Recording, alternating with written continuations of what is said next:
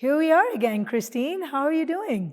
Wonderful. I got to tell you, I went to this event and there was someone there that was doing the take a breath through their mouth, and I kept looking around at people and they were acting like, oh gosh, she is just either bored or frustrated.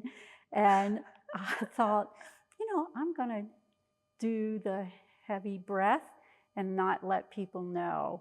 And voila, you taught me something. Thank you. That's awesome. That's great. It's a great tool to have in your toolbox for sure. Yeah.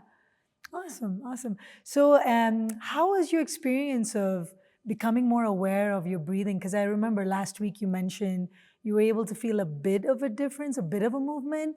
Has there been any change in that? I'm trying to be more aware when I'm breathing in my stomach, and then I'm trying to be aware that I'm not moving my shoulders, and I feel like I'm breathing more and can feel it more in my sides. Nice. Great, great. So I'm going to obviously challenge you a bit because that's what I'm supposed to do. So while you were breathing this way, did you notice your breath going into any other parts of your body? Like, for example, Sorry, no, I don't. well, we can do it right now, okay? So you're leaning against this chair, right? Do you feel while you're breathing, can you experience a movement of your back into the chair? Yes. Excellent. Great.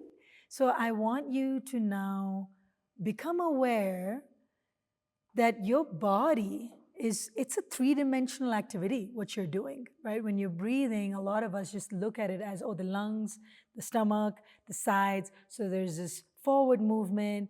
Now, maybe because of last week's class, now I know about a lateral movement.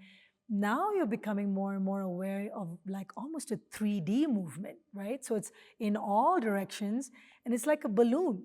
So when you're breathing, you almost feel like your entire body is breathing, and it's not just your lungs, or it's not just your stomach or your sides or whatever. It's a full body experience.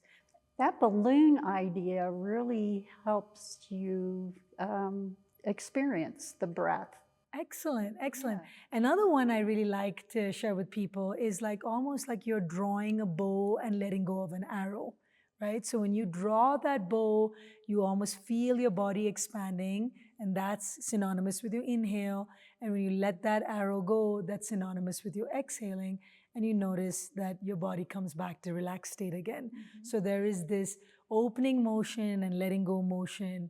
And so that could be another image as well. So balloon, drawing a bow, letting go of the arrow. There's so many images that you can contour up for yourself where it makes you feel, wow, this breathing thing that I'm doing is more of a full body experience versus just a nose and lung and that's it, okay? And that's kind of where we're moving towards as well, is when we start looking at breathing as a full body activity, it then starts, you become more aware of its presence in all areas of your life, right? It doesn't matter whether you're working in the corporate world, whether you are a mother serving your children, whether you are a grandmother trying to take care of your grandchild.